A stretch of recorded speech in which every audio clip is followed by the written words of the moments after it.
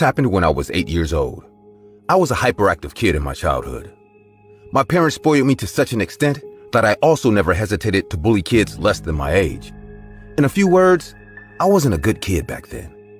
My mom never denied anything that I put my hands into, and my dad thought giving everything to a child is the key to raising them in the right way. How terribly wrong they were. I couldn't make many friends as all the kids in the neighborhood saw me as a menace.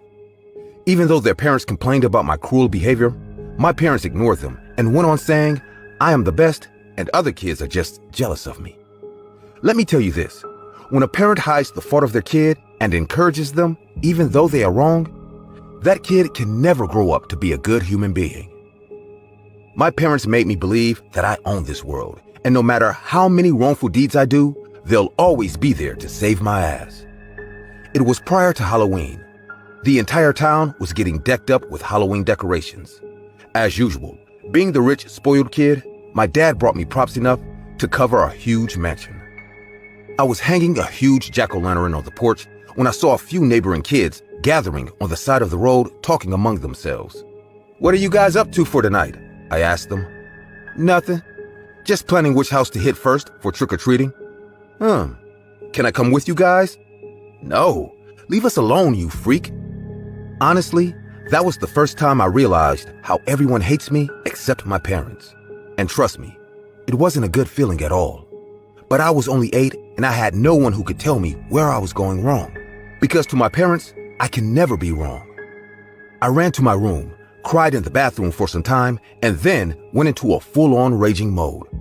I decided I will go trick-or-treating alone and I will collect the highest number of candy, more than any other kid.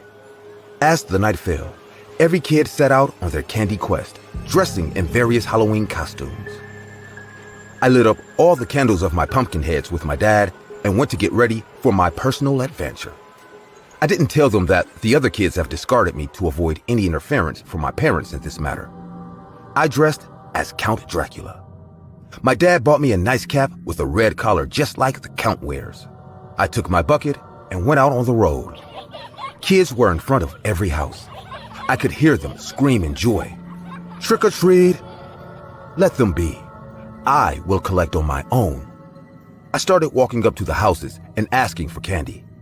Because of the notorious reputation that I created in this town, no house owner gave me more than 2 pieces of candy that were too small. One house owner even said, "Why are you asking for candy? Couldn't your dad buy a store? Get off my porch, you rich brat." Tears rolled down my eyes as I couldn't take that anymore. I ran away to hide my miserable self. I ran amidst the woods on that moonlit Halloween night. I didn't care where I was going. I never thought for once that at this hour, the woods aren't safe for an 8-year-old. After running for 10 minutes straight, I sat under a bushy tree and began to sob. I don't know how long I went like that. My concentration broke hearing 2 voices coming from a close distance. I got up and saw a small wooden house lurking at some distance. I could see shadows of a man and a woman on the other side of the window curtain as pale yellow light illuminated them arguing over something. I slowly walked to the house and read the name of the gate, Mr. and Mrs. Ginsburg. The reason I have never heard about them is that they live on the outskirts. I went to the main door and heard them arguing. "I am never going to leave you the key. You're a bloody junkie. You don't deserve my hard-earned money." "Oh, really? You are living in my house? Don't forget that, old hag." Saying this, Mr. Ginsburg slapped his wife and I heard her screaming while she fell on the floor. The fight got more intense and I was thinking of returning home when I peeked one last time from the porch window. The curtain on the window was tattered from one corner and I could see inside the house clearly from there. Just then, my eyes discovered a bowl full of candy lying on the dining table. I knew it would be easy for me to get candy from them as they won't recognize me. Being the adamant kid I was, I rang the doorbell and heard footsteps stomping on the floor. A rusty-looking man opened the door and exhaled a cloud of smoke from his foul-smelling cigar. "What do you want?" Trick or treat?" "There's no treat here. Get lost, you piglet." Saying this, the man slammed the door hard in my face. This is my only chance not to return home empty-handed, so I came up with a plan. I went to the other side of the house, searching for the back door. Luckily, there was a dog door adjacent to the back door. I knew they didn't have any dogs because, since I've come here, I haven't heard a single bark. I stood near the back door silently, waiting for one single chance. They were still in the living room, so I knew if I entered the house now, they would definitely catch me. Screaming and shouting, Miss Ginsburg stormed upstairs and her husband too followed. Finally, I thought. I crouched down and entered the house from the dog door. Their arguing voices could still be heard from upstairs. The house had a weird stench, like something had died in there. I thought it better not to waste my time, so I slowly crawled under the dining table and sat there for a few seconds more. When I got absolutely sure that they were not coming downstairs soon, I grabbed the bowl from the table and poured all the candy into my bucket. It was filled with all kinds of sweetness. I even got a big chocolate bar. After emptying the entire bowl, I put it over the table carefully and was about to go back just like I came in, when a terrifying scream took place, followed by a loud gunshot. After that, everything got quiet. My heart skipped a beat. Oh my God. Before I could act on this matter, I heard footsteps rushing down the stairs. Out of options, I ran to the living room and rolled under the couch. I saw a pair of rusty brown boots going towards the kitchen sink and opening the tap in a hurry.